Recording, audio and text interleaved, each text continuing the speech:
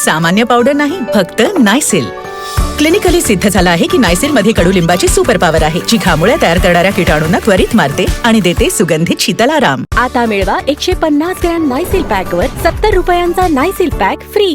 एखाद्या मुलानं स्वतःच्या आईवडिलांना कोर्टात खेचलं असं जर मी तुम्हाला सांगितलं तर तुम्हाला वाटेल हा फिल्मी सीन आहे, पण हे सत्यात घडलं. आणि तो मुलगा प्रसिद्ध अभिनेता तर आहेच, पण आता तो एक मोठा नेता झालाय. एव्हाना तुम्ही ओळखलं असेल मी हे कुणाबद्दल बोलतीये. तामिळनाडूतला नवा राजकीय हिरो विजय जोसेफ याच्याबद्दल. विजय थलापती बॉक्स ऑफिसवर हिट चित्रपट देणारा हा हिरो आता राजकारणात हिरो ठरलाय. अवघ्या 2 वर्षांपूर्वी स्थापन केलेल्या विजयच्या TVK या पक्षानं या निवडणुकीत जोरदार मुसंडी मारत मोठं यश मिळवलंय.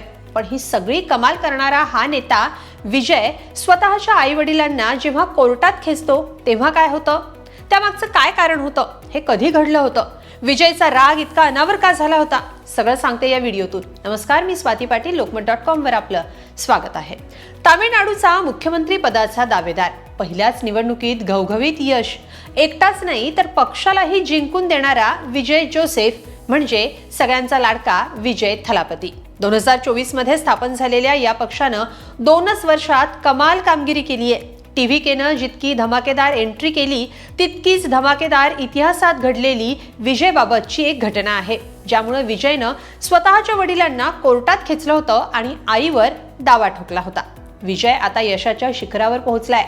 त्याचवेळी विजयला कौटुंबिक कलहाचा आणि कायदेशीर संघर्षाचा मोठा सामना करावा लागला होता, ज्याची चर्चा आता पुन्हा एकदा रंगली आहे. विजय जोसेफ यांचे वडील S.A. चंद्रशेखर प्रसिद्ध दिग्दर्शक आहेत. त्यांनी विजयला चित्रपटात पहिली संधी दिली, पण याच विजयसोबत त्यांचा कौटुंबिक कलह घडला होता. काही काळापूर्वी विजय आणि त्याचे वडील प्रसिद्ध दिग्दर्शक S.A. चंद्रशेखर यांच्यात राजकीय कारणावरून मोठा वाद संघर्ष निर्माण झाला होता. चंद्रशेखर यांनी विजयच्या संमतीशिवाय ऑल इंडिया थलापती विजय मक्कल इयक्कम या नावाच्या राजकीय पक्षाची नोंदणी केली होती. या पक्षाचं अध्यक्षपद नातेवाईक पद्मनाभन यांच्याकडे तर आई शोभा यांच्याकडे खजिनदारपद सोपवण्यात आलं होतं.